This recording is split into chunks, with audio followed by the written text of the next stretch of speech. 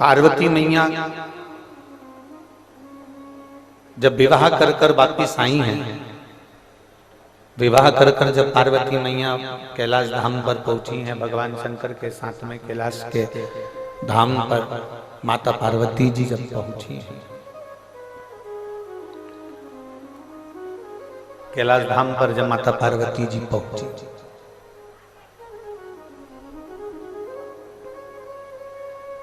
सारे देवी देवता सब कैलाश पर ही हैं। सारे देवी देवता कैलाश पर्वत पर विराजमान हैं।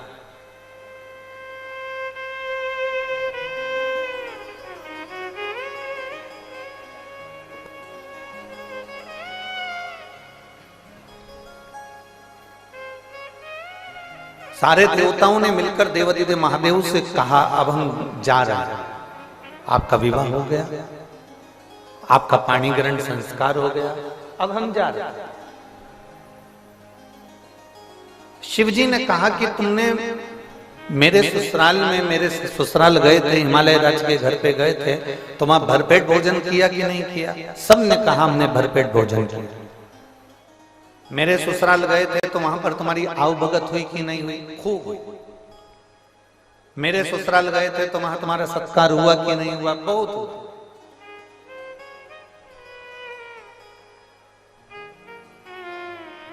अब शिव जी ने देवऋषि नारद से कहा कि सब जा रहे हैं, मेरा फर्ज बनता है कि इनको भेजने से पहले कुछ खिला दूं, पर मेरे कैलाश पर है क्या खिलाने के? मेरे कैलाश पर कुछ भी नहीं है खिलाने के। आज भी कैलाश पर्वत की अगर आप यात्रा करने जाएंगे तो नीचे सब कुछ मिल सकता है, पर कैलाश पर कुछ भी नहीं मिलता। मेरे कैलाश पर है क्या मैं जो इनको दूं? तब पार्वती जी बोली, स्वामी आप चिंता मत करो। मैं जब मेरे मायके से चली थी ना, तो मेरी माँ ने एक बांस की टोकनी में पीले कपड़े से बांधकर आटा की पूड़ी रख कर दी है।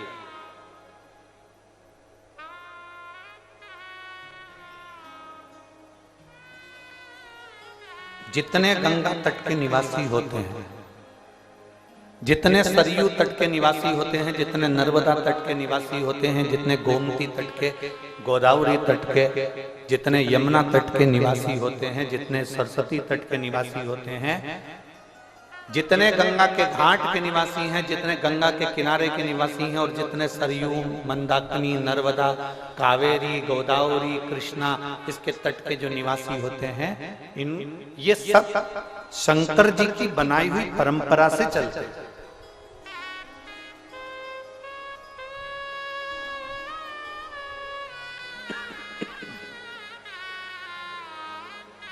ये शिव जी की बनाई हुई परंपरा से चलते हैं। जो शंकर जी का नियम था, हिमालय राज पार्वती जी की जब विदाई करे तब माता मैनावती ने उनको एक बांस की डलिया के अंदर पूड़ी रखकर, और अब उस समय पर देवता कितने बड़े होते थे, बहुत बड़े बड़े, जिनको देवता कहते हैं, देव कहते हैं, तो इतनी इतनी सी पूड़ी नहीं बनाई थी। जो आटे की पूड़ी बनाई गई थी, जो मैदा की पूड़ी बनाई गई थी, वो इतनी बड़ी बड़ी बनाई गई थी। अब इधर उत्तर प्रदेश में वो बेटी की विदाई पर बनती कि नहीं बनती हमको नहीं मालूम, पर हमारे शास्त्रों का जो नियम कहा गया कि बेटी जब विदा होती है तो जैसे मैनावती ने बांस की डलिया में, बाम्बू की डलिया में पूड़ी बनाकर रखकर उसमें थोड़ी सी शक्कर, थोड़ा मिठाई उसमें रखकर डलिया को बांधकर दे दी गई थी। बहुत ध्यान देना, हिमालय राज जी ने दहेज में हाथी, घोड़ा, पालकी सब कुछ दिया, सोना, चांदी, हीरा, पन्ना, जेवर, आभूषण, रतन, नौकर, चाकर, माणिक, मोती सब दिया था। मेरे महादेव दहेज का एक सामान लेकर नहीं आए थे, केवल मेरे महादेव वो डलिया में जो पूड़ी बांध कर दी गई थी उसको स्वीकार कर कर मेरे महादेव लेकर आए। आज के जमाने में लोग फ्रिज के चक्कर में, गाड़ी के चक्कर में, बंगले के चक्कर में, जमीन के चक्कर में, अलमारी, सोफा सेट, पलंग के चक्कर में, ड्रेसिंग टेबल के चक्कर में और डिनर टेबल के चक्कर में जो डलिया होती है पूड़ी की, जो मैदे की पूड़ी बनाई जाती है, जो बांस की डलिया में रखकर बनाकर जो दी जाती है, दुनिया का सामान लोग लेकर आना पसंद करते हैं, पर वो डलिया को वहीं छोड़ आते हैं। शिव महापुराण की कथा कहती है महादेव सब कुछ छोड़ आए, पर वो मैदे की जो पूड़ी थी, आटे की जो पूड़ी थी, उसकी जो डलिया थी उसको लेकर आए। उस पूड़ी को जब सारे देवताओं को दिया गया तो देवताओं ने उस पूड़ी को जब खाया तो वो एकदम फीकी थी, उसमें ना नमक था ना शक्कर थी। आप क्या बनती है? जम के बोलो जरा, किस किस क्या बनती है? जरा हाथ उठाओ तो बेटी विदा होती है तो देते हैं। सब क्या बनती है? इधर उसमें ना शक्कर है ना नमक है, फीकी पूड़ी, फीकी। अब जो देवताओं को दिया गया, अब देवताओं को दिया गया तो देवताओं ने जो कई लोग हमारे सनातन धर्म पर उंगली उठाते हैं। दुनिया के कई लोग हमारे हिंदू धर्म पर उंगली उठाते हैं। तुम्हारे सनातन धर्म में ये नए नए नियम है, पूड़ी दे दी, फीकी दे दी, नमक डाला नहीं, शक्कर डाली नहीं, डलिया में बांध कर दे दी, पीले कपड़े के कंकु के छापे लगा कर दे दी। बताओ, ऐसा पीला कपड़ा कर दे दिया, ऐसा दे दिया। ये दुनिया के लोग सनातन धर्म पर उंगली उठाते हैं, और उंगली उठाने वाला कोई दूसरा नहीं होता, सब अपने ही होते, जो अपने ही अपने धर्म पर उंगली उठा देते।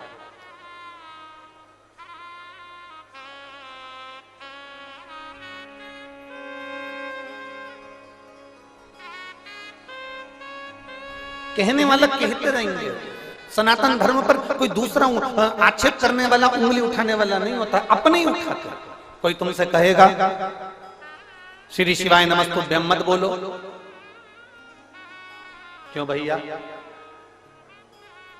तो कहे हो सकता है पाप लग जाए, क्यों भैया? गाली देने में पाप नहीं लगता, मंत्र बोलने में पाप लग जाए। फिर कोई महाराज आएगा कह देगा शंकर जी पे चढ़ा हुआ जल मत पियो, क्यों भैया? पाप लग जाएगा। दारू पीने में पाप नहीं लगता, शिव जी पे चढ़े हुए जल पीने में पाप लग जाता है। फिर कोई आएगा बेलपत्र चढ़ी हुई मत खाओ, क्यों? पाप लग जाएगा। हम कहते हैं मटन मच्छी खाने में पाप नहीं लगता, बेलपत्र खाने में पाप लग जाता है।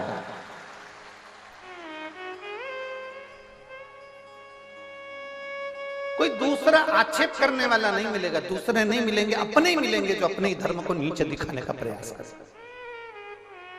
अपने ही मिलेंगे जो अपने धर्म को नीचे की ओर ले जाने का प्रयास करेंगे, कोई दूसरा नहीं। हमारे यहाँ मैदे की पूड़ी बनकर आई है, और जो शिव ने बना दिया नियम वो आज तक चले आ रहा है, आज तक। और ये मैदे की पूड़ी का या आटे की पूड़ी का ये डलिया देने का ये नियम आज का नहीं है, ये हमारे यहाँ पुराने समय का, बहुत पुराने समय का। कहाँ? तो कहते हैं ये सतयुग के समय का है, जब माता पार्वती और शिव जी का विवाह हुआ था, उस समय पर ये डलिया दी गई थी, जो आज तक जी जा रही है, आज तक दी जा रही है। अब वो पूड़ी कैसी है? जम के बोलो जरा। ठीक ठीक, देवताओं ने जो पूड़ी खाई तो सबने तुरंत खबर करी भगवान भोलेनाथ जी के पास में, ये पूड़ी तो फीकी है, फीकी।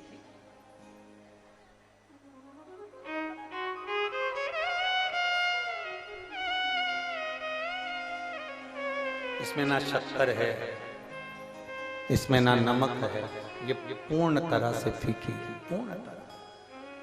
अब देवाधिदेव महादेव को बुलाया गया और बुलाकर देवताओं ने कहा ये पूरी पूरी फीकी है, इसमें कुछ भी नहीं है। शंकर भगवान ने उसी समय पर संपूर्ण पृथ्वीवासियों को एक उपदेश दे दिया। वो उपदेश पूरे संसार में रहने वाले एक एक मनुष्य के जीवन में वो उपदेश याद रखना, जो शिव जी ने पूड़ी खिलाते समय दिया था और कह दिया देवताओं से, ये पूड़ी फीकी है क्योंकि ये मायके से पार्वती जी के दी गई है, ये पूड़ी नहीं है मैदे की, ये पीले कपड़े में बंधी हुई ये पूड़ी नहीं है, ये बांस की डलिया में रखी हुई पूड़ी नहीं है, ये छापे लगाकर दी गई पूड़ी नहीं है।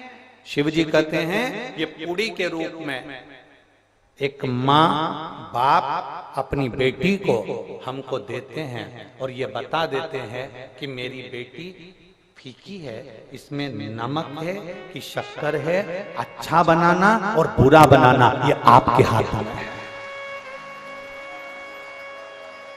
मेरी बेटी फीकी है, इसको अच्छा बनाना और बुरा बनाना तुम्हारे हाथ में है। हमारी बेटी को हम जितना जैसा बना सकते थे बनाकर आपको दिया है। इस पूड़ी को बनाकर हमने आपको दिया है। अब आपकी जवाबदारी, आप इसको शक्कर से खाएंगे कि आप इसको नमक से खाएंगे, ये आपकी जवाबदारी है कि आप अपनी बहू को कैसा संस्कार देते हैं। आप अपनी बहू को गाली देते हैं, आप शब्द कहते हैं, ताने देते हैं, आड़ा टेढ़ा बोलते हैं, या अपनी बहू को सहलाकर प्रेम से, स्नेह से, अपनी मीठी वाणी से अपनी बहू को इतना मिठास में घोल लो कि वो फीकी पूड़ी भी मीठी हो जाए। ये महादेव की कथा का,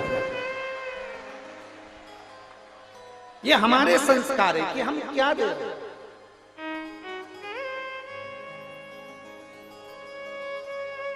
ये हमारे संस्कार है कि हम क्या प्रदान कर रहे हैं। पहले के समय में मुंह दिखाई होती थी तो रकम दी जाती थी। आज के जमाने में मुंह छुड़ाई होती है कि इतना अपशब्द कह जाती हैं बेटियां, इतना अपशब्द बोल जाती हैं बहुएं कि आखिरी में सास ससुर कह देते हैं भले 1-2 एकड़ जमीन बिक जाए, 2 बीघा जमीन चली जाए, पर इसको जाने दो, इसको अपने घर जाने दो, हम नहीं रह सकते इसके सामने। पीछा छुड़ा देते हैं लोग। मुंह दिखाई क्या, मुंह छुड़ाई का काम करते हैं। 1 लाख 2 लाख 5 लाख लो और पीछा छुड़ा दो, तुम तो जाओ, हमें नहीं रखना। ये बड़ा विचित्र समय आ गया। इस विचित्र समय को हमें साधना